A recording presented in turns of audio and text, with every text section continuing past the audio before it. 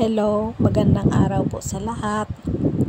Ito nga po pala yung entrance ng Paco Park Cemetery.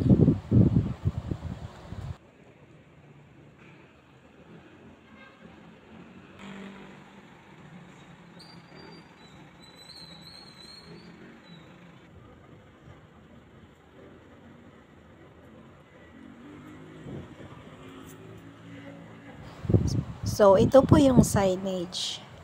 Welcome to Paco Park and Cemetery, Paco, Manila.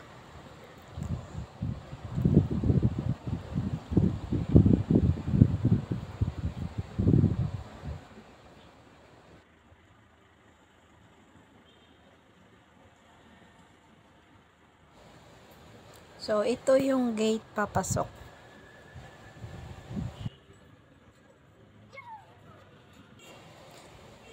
So, sa umpisa pa lang, kinunan ko na kaagad ng video. Lahat po talaga yan. No? Pagpasok mo, nicho na, nakapaikot po yan lahat.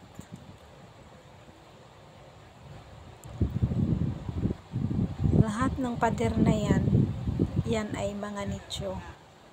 Dito din sa kabila, ganun din po yan. Paikot po yan talaga, puro nicho. Napakakalaki, mga malalaki na po yung puno dito. Pag titignan mo nga parang napaka-creepy yung lugar na to kasi ang mga puno dito ang tatanda na, tapos ang lalaki. Meron pang napakalaking puno na may mga baging-baging na.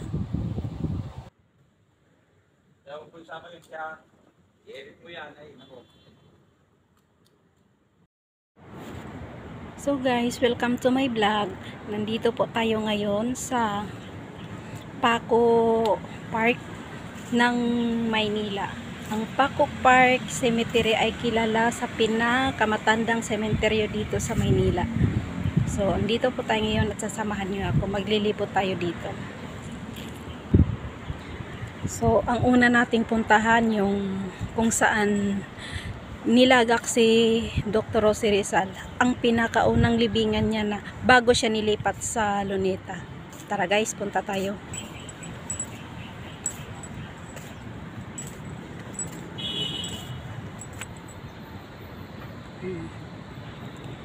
Kung nakikita po ninyo yan, puro po yan nitso, yung pader na yan, puro po yan siya nitso. At ito pong inakyatan ko, yan, ito, kung nakikita ninyo, yung sa ilalim po nito, puro po din ito nitso. Yan. Lahat po ito puro nitso. Yan, kung nakikita ninyo, puro po yan siya. May mga libing sa ilalim. So, punta na tayo doon sa kay Dr. Rosie Rizal, kung saan po siya nilibing. Bago siya dinala sa Luneta, dito muna siya inilibing. Kasi nung pinatay siya nung mga Espanyol, dito siya inilagak ng kanyang pamilya. Itinago siya sa mga Espanyol kasi kung nalaman na nandito siya nakalibing, ipapakalkal siya. Kaya tinago yung pangalan niya. Yung pangalan niya dito is RPJ. Yung nilagay na pangalan niya dito. Binaliktad yung kanyang pangalan.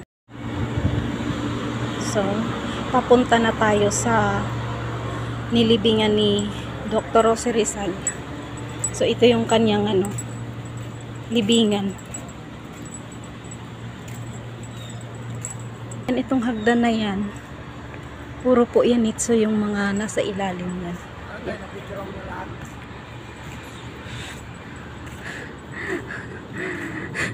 May kuya dito, ang ingay. Ayan. So, andito na yung kanyang libingan, nahanap din natin.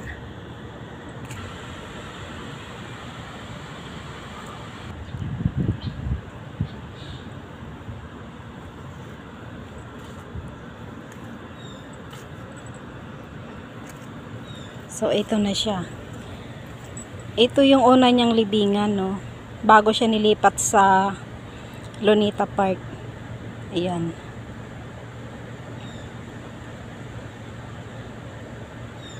Ayan. 1896 pala siya inano dito, no? Execute December 30, 1896. Ayan.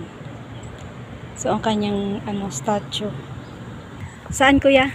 Ito, yung mga ito daw po yung libingan ng mga nagkakasakit ng kolera. Hanggang dun yan, kuya. Ah, ito lang. Tapos pati yung kabila. Tapos dito, diyan nilipat yung Yung mga? yung bangkay ng tatlong pare. Ah, yung bangkay ng tatlong pari na pinatay. Oo, tapos doon yung bata. Dito yung matatanda. Doon banda mga bata. Doon. Tapos dito yung matatanda. Tapos dito banda mga matatanda. Kasagal na. Halo-halo na yan, no? Mga may sakit. Ito yung nilagay si Rizal. Oh, ito yung nilagakan ni ano, Dr. Jose Rizal. Sa gabi nga daw marami daw ditong ano. Nagpaparamdam. Nagpaparamdam daw. Hindi naman totoo. Oo nga. Tsaka pag pupunta dito, magtatabi-tabi lang. Siyempre, ano nila to, di ba? O, makikiraan. Biglang mo kasi kaluwag, di ba? Hindi, nag-ano yun, yung parang, ano siya, yung parang nagpunta siya dito, di ba? Hindi niya kinaya, parang sumakit yung ulo niya kasi ang bigat niya dito. Di ano niya kasi nagambala niya. Oo, nagambala niya. Kapag ano niya, ayaw kasi ng mga, May kakayahan kasi siya. ayaw kasi ng mga kaluluwa yun. Ako may kakayahan din ako eh. We. Talaga? Ayaw ko lang gamitin at We, may third eye ka? Wala. nakakakita minsan. Pag magpapakita. Baka matulad ako kay Ed eh. Walang bala.